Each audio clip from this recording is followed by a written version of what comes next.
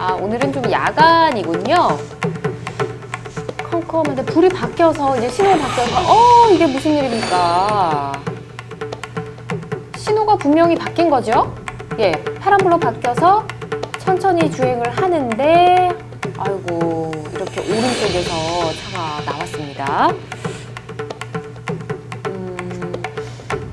일단 블랙박스 측은 크게 과실이 없어 보이는데 일단 저는 이렇게 전문적으로 변호사님들처럼 꼼꼼하게 보지를 못해서 자, 이런 상황에서 두 분은 과실 비율을 어떻게 선택을 해주실지 자, 일단 블랙박스 측 과실과 상대방 측 과실 어느 정도가 될지 화이트보드에 써주시기 바랍니다. 일단 제가 보기엔 블랙박스 과실 그렇게 크진 않아 보였는데요. 두 분의 의견을 좀 볼게요. 먼저 김 변호사님 블랙박스 과실 그래도 20%는 있다. 상대방 과실이 80이다 써주셨고요. 박준차 변호사님은 블랙박스 과실을 더 써주셨네요. 30대 70으로 써주셨고요. 알겠습니다. 자, 그러면 어떤 근거로 이렇게 써주셨을지 이유를 좀 들어봐야겠죠. 박 변호사님, 저는 블랙박스 과실이 그렇게 없을 줄 알았는데 30이나 잡아주셨어요. 네.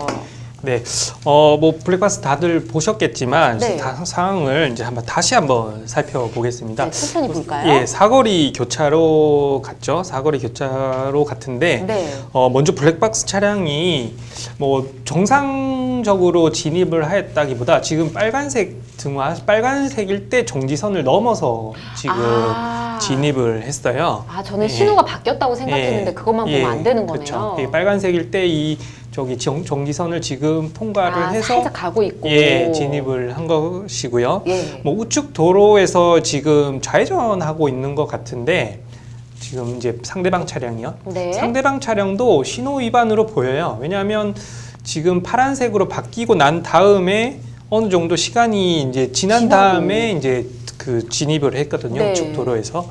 그래서 지금 제가 생각하기에는 양측 다 신호 위반으로 보입니다. 예, 양측 다 신호 위반으로 보이기 때문에 이제 즉 뭐 양측 다 신호 위반을 한 것이기 때문에 이때는 기본적으로 50대 50의 과실을 부여가 됩니다. 기본적으로는 50대 50으로 부여를 하고 상황에 따라서 약간씩 가감을 하게 되는데요. 네. 그 가감 요소로서 첫 번째로 들 수 있는 것이 지금 물론 뭐 블랙박스 차량도 신호 위반을 했지만 명확하게 선진입을 하기는 했어요. 맞아요. 예, 상대방 차량보다 명확하게 선진입을 했기 때문에 네. 우리 이제 블랙박스 차량에게 10% 과실을 감하고 상대방 차량에는 10% 가중을 할 수 있을 것 같고요. 네. 다음으로 또 블랙박스 영상상으로는 좀 명확하진 않긴 하지만 상대방 차량이 제가 생각에는 이미 이제 진입하기 전에 상당히 과속으로 오고 있었던 것 같아요. 과속으로 진입을 했고 물론 뭐 충돌 당시에는 속도를 줄였겠지만 이미 과속으로 진입하면서 속도를 제어할 수 없기 때문에 진입을 한 것으로 보이거든요. 이렇게 과속이 인정이 되면 상대방 차량에게는 한 10% 정도 이제 가중을 하고 이제 블랙박스 차량에게는 10% 정도 이제 감액을 할 수 있거든요. 네.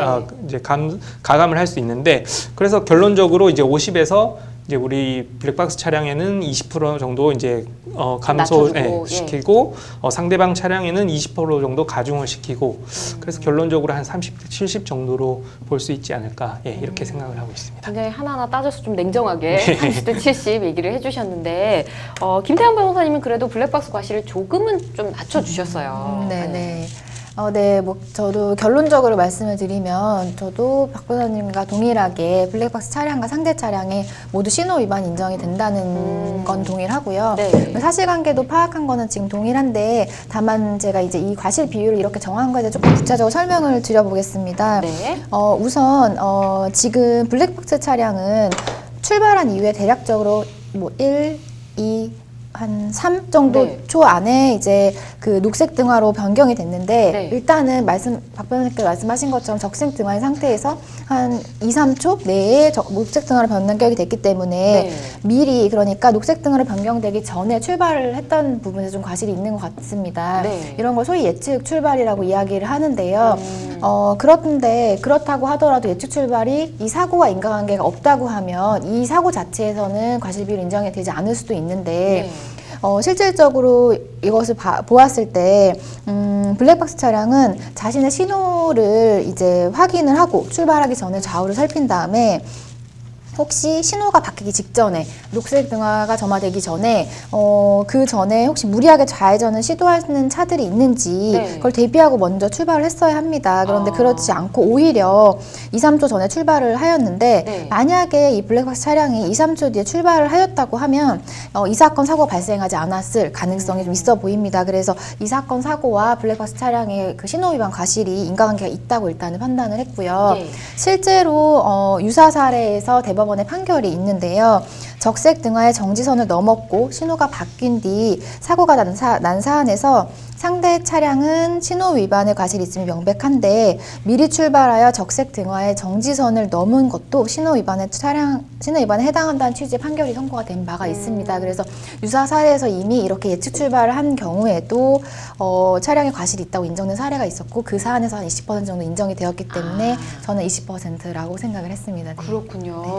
일단 저는 파란불로 바뀌었고 이 사거리 그러니까 횡단보도가 하나 있었기 때문에 막상 사거리를 지날 때는 그래도 파란불이었으니까 좀 괜찮지 않을까 했는데 두 분 다 일단 신호 위반이라고 얘기를 해주셨네요. 신호를 잘 지켜야겠다는 생각 다시 한번 했고요.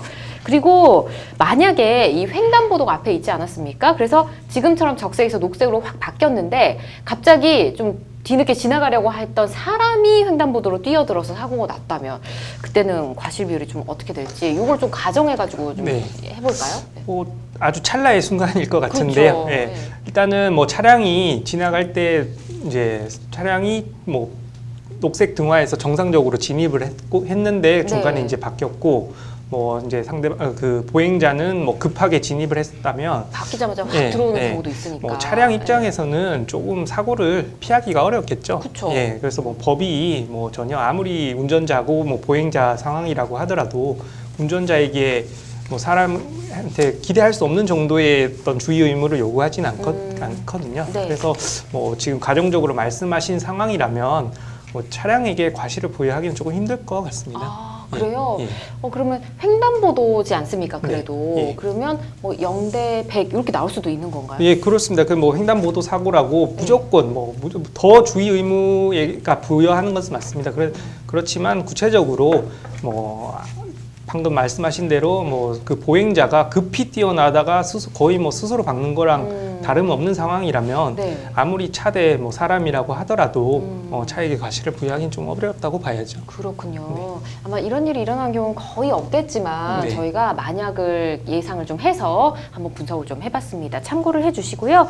두 분께서 말씀해주신 과실 비율 결론은 비슷했지만 과실 비율이 약간 달랐거든요. 실제 상황과는 또 다를 수 있다는 점 여러분께 다시 한번 말씀을 드리겠습니다. 자, 지금 생방송 법률 상담 함께하고 계십니다.